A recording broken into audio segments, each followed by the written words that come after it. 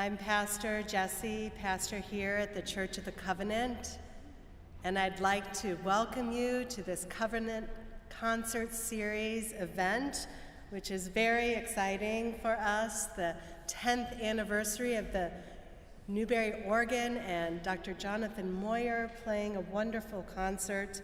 You can read more about the organ and about Jonathan in your program today. There's some really nice information in there and some good detail. I'd like to tell you some practicalities for the day. There will be no intermission for this concert, and you are free to get up and move places. Sometimes the organ sounds different in different parts of the sanctuary. And if you need to use the facilities, there is one restroom in the narthex straight back, and there is another set of restrooms up the stairs here and down the hall. Also, we had some cake this morning in celebration of the 10th anniversary, and there is more cake left for you. So please do feel free to enjoy some cake and coffee in the reception room after the concert today and get to know one another a little better. And now we are privileged to hear this wonderful music on a beautiful afternoon.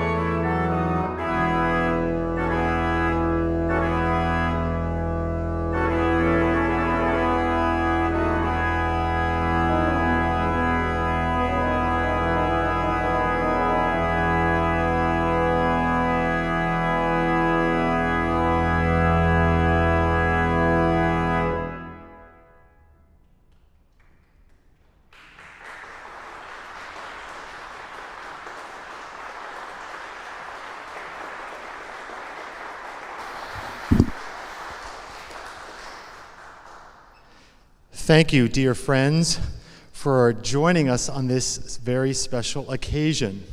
10 years goes by pretty quickly. So the good news about when you have an organ anniversary of 10 years, we don't get any older. So it's just about the organ. But this instrument, it's just hard to believe how the time flies and the musical memories that have already been made in this space through this remarkable instrument.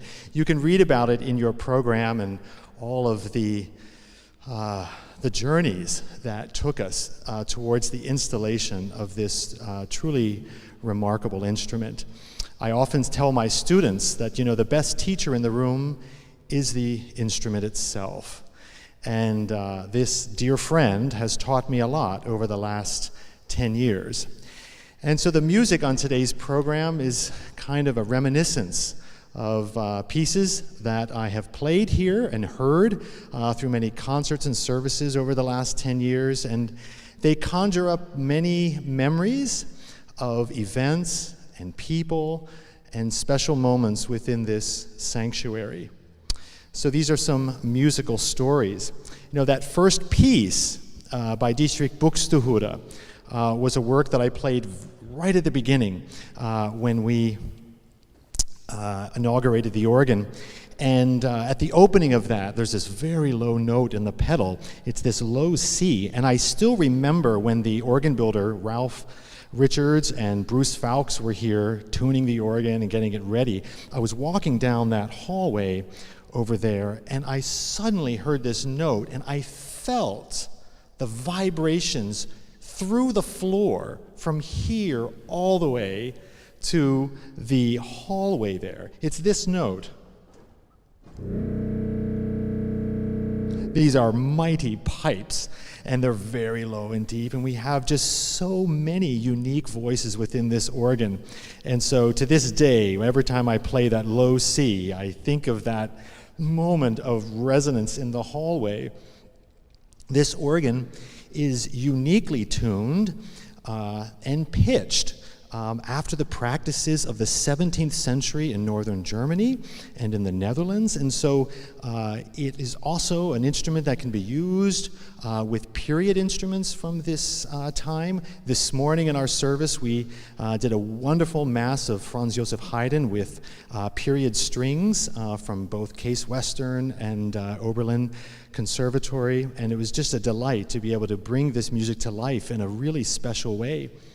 Its tuning is modeled again after one of the unequal temperaments that we call, and it is a derivative of what we call mean tone tuning. And this is a type of tuning that is very different from the modern kinds of tuning you hear on a piano.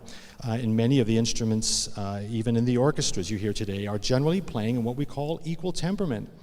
Well, this was not always the case. This tunings, especially for keyboard instruments, have varied over the centuries, and this particular tuning system provides a certain poetry and certain meaning to the harmonies you hear. So sometimes the harmonies will sound so relaxed and pure, and then other times they will sound strained and they will sound harsh. And that's good, because all music is not the same. All harmonies are not the same. They express meaning in our music. So later on in the program, we'll hear the great Passacaglia of Johann Sebastian Bach. And there are moments in that are difficult, but it leads us through a journey of life and expression through these various harmonies. The next two pieces on the program conjure up a memory that's pretty recent in our past, and it's probably still very much on your mind as we entered the pandemic of 2020. And our services went online, our sanctuary was closed, and the musicians here spent a lot of time in this empty sanctuary recording things. During that time, down at Oberlin, we commemorated an anniversary in 2021 of the next composer in the program, Jan Pedersen Sweelinck. It was the 400th anniversary of his death in 1621. And he gave us a lot of time to contemplate his music, to look at it, and This particular work resonated with me profoundly during this time. It was a difficult time for all of us. And it is a setting of a Latin hymn, Da pacem Domine in diebus nostris, give peace, Lord, in our time. And Jan Peterson Svelink, when he wrote this in the kind of early 17th century, was dealing with a very, very difficult time in Amsterdam. He was organist there, the city organist, but there was great war throughout Europe. The Netherlands was in a long war with Spain. They were just on the doorstep, and they had entered into a kind of truce in the early 17th century, and right towards the years before his death, the truce was broken and war erupted again. I mean, the story continues to this day. And I just imagine him playing this piece as a prayer for peace, and just thinking about how we can share today some of the same emotions that a musician had over 400 years ago. And this organ gives us that opportunity to feel these emotions even more deeply. Then following that is started out as an improvisation, and then it came to paper, a work that I wrote around Thanksgiving in 2021. And it was a kind of contemplation on the hymn, Now Thank We All Our God, which you can find in our hymnal. But it's in a more modern expression. I use the jaunty rhythms of 7/8, so you can try and tap your foot if you can. And you'll hear this melody kind of broken up into a journey that is somewhat circuitous, and it gets thorny in the middle as we contemplate all of the world and the events around us.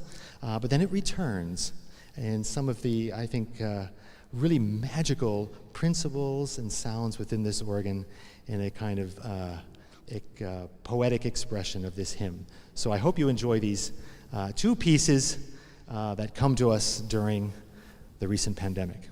Thank you.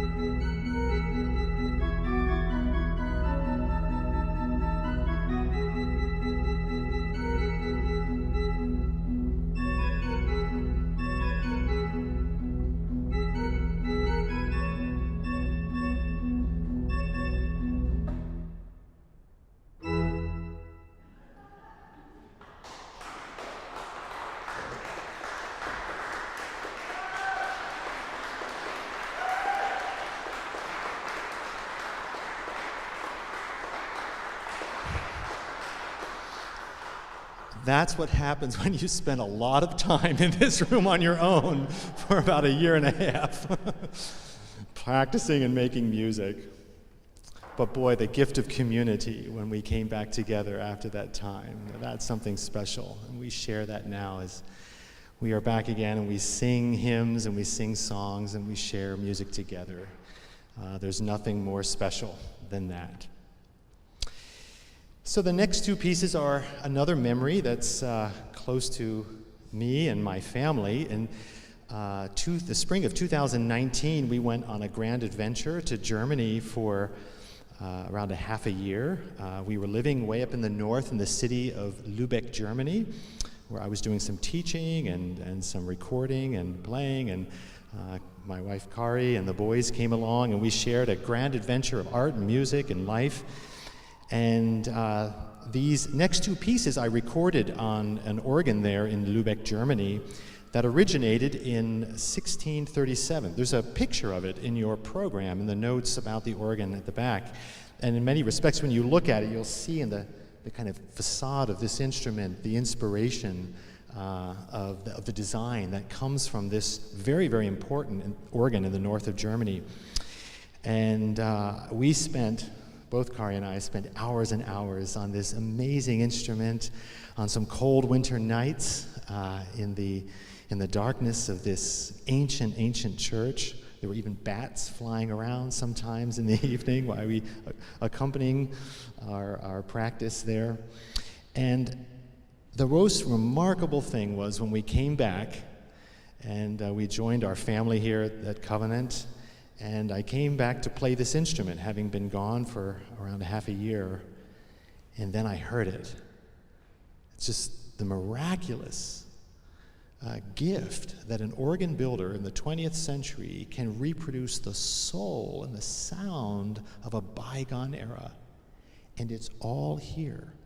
And that's really the craftsmanship and the testament to Bruce Fowkes and his ability to conjure up these sounds, to make the pipes and to voice them and to tune them in such a very, very special way that one can channel the great sounds and music of the past. And that is a rare gift in this country. And you can read about in some of the testimonies that I included in the program on the back cover, organists who have come here from around the world and have testified to just the remarkable historic quality of this organ. And these next two pieces come to us from northern Germany in this tradition of the 17th century. They were written right around the time of 1637, the organ there in Lübeck. And they have a special resonance here all the way over in Cleveland. So I hope you enjoy them. Thank you.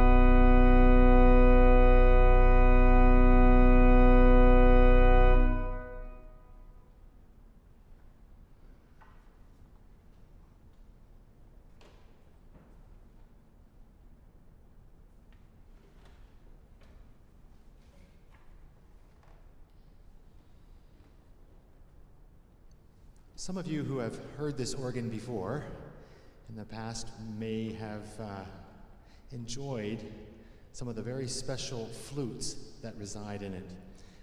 They speak with a very, very special poetry. And every time I use these flutes in various pieces for this instrument, I'm reminded of one of our former parishioners, a person who was very dear to this congregation, Mildred Russin. Her presence still feels in this sanctuary. And Mildred was a very important benefactor in making this organ possible. And for many years after we installed the organ, she would join me every Tuesday as a greeter in the narthex for our Tuesday noon organ concerts. And I remember after one of the concerts, she came up to me and she said, in her just beautiful Mildred way, "Jonathan, there's just something about those flutes." And there is. There's something very beautiful. They inspire us. They just sing from this loft and this perch from the organ. So I'm playing you two pieces that are inspired from the flutes of this organ. The first is a small set of variations from the English tradition, "Loth to Depart." I don't know the melody, I don't know where it originates, but that's what it's called, and it's beautiful. And the second is a work that I wrote early on after the installation of this organ. It started as an improvisation, and this is based on the American Shaker hymn, "Simple Gifts." And it uses various combinations of flute on the organ, and in the pedal you'll hear what we call an ostinato. And this is a very simple rhythm that is repeated throughout the duration of this work. And the two keyboards and the flutes of each keyboard kind of dance back and forth. I dedicate this piece, when I wrote it, to my two sons, Christopher and Samuel, who when you hear these flutes dancing around, you may be inspired and reminded of their dancing in our beautiful sanctuary in this building that we have enjoyed for years together. So it's kind of a special memory for me and for all of us as we listen to these very special flutes. So I hope you enjoy.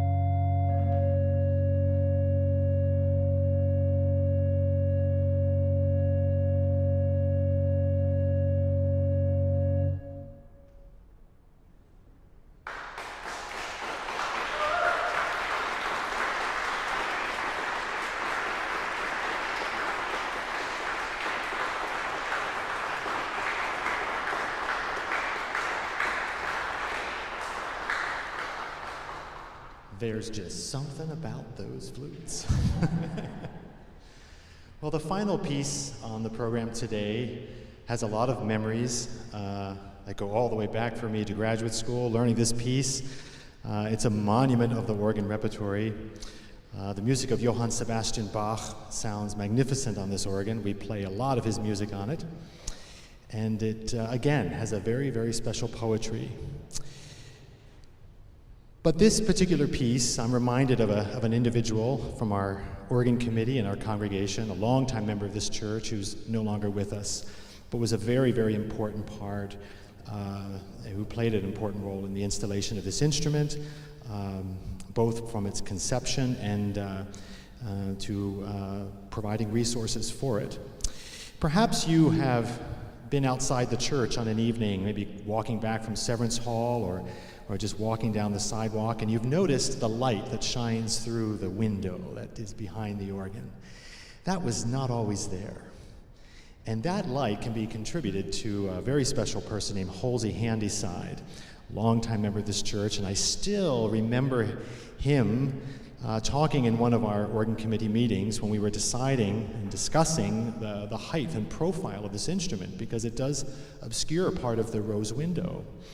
And Halsey, in his wise voice, turned to the whole committee and he said, well, there's just one thing we have to do. We have to light this window and send forth the light.